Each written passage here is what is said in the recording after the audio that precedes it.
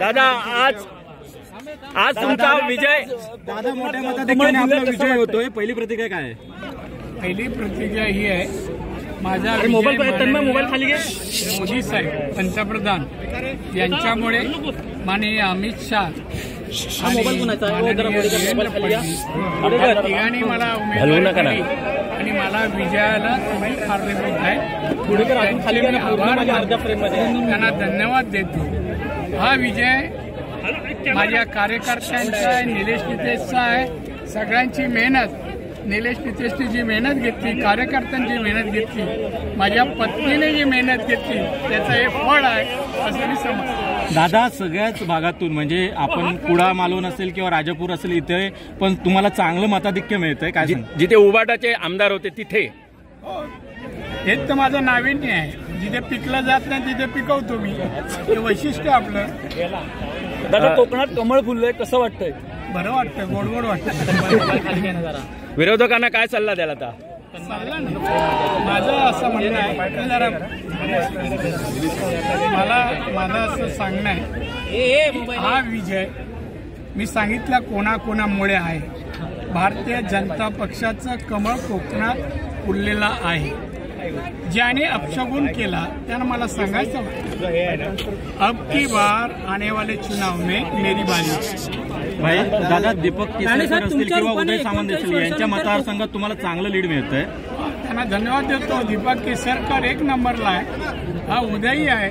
तर या दोघांनी माझ्यासाठी मेहनत घेतली, परिश्रम, त्या विजयामध्ये त्यांचा सिंहाचा वाटा. आता मुंबई महापालिका निश्चित मिळणार.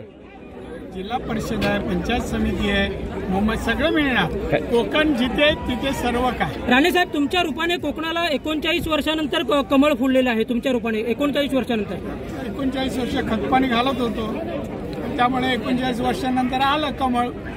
चांगलं आलं. ठाकरेंचे दोन्ही उमेदवार ठाकरेच्या दोन्ही उमेदवारांचं पानिपत झालेलं आहे. दोन्ही उमेदवार मोठ्या फरकाने पराभूत झालेले आहेत. एवढ्या चांगल्या क्षणी हे नाव का घेता? नको घेऊ. ते पुढे लंडन बिंडनला आहे, तिथे हवा खाऊ दे ना. आणि म्हणून सांगितलं आता मेरी बारी आहे. ज्यांचं नाव घेतलं ना त्याचं कोकणात नामनिशाणा नाही ठेवणार. दादा जल्लोष कसा असेल इथून सिंधुदुर्गापर्यंत? मी झलक पाहत आहे, त्या झलकेप्रमाणे तुम्हाला दिसेल. हा आवेश आहे, विजयाचा आवेश आहे. त्यामुळे तुम्ही त्याला योग्य रंग द्या, भगवा रंग द्या, लोकांनी चांगल्या दृष्टीने पाहू दे, विजयाचा आनंद लुटू. आणि त्यानंतर 5 वर्ष सिंधुदुर्ग असो रत्नागिरी असो लोकांनी मला मतदान भरभरून दिलंय.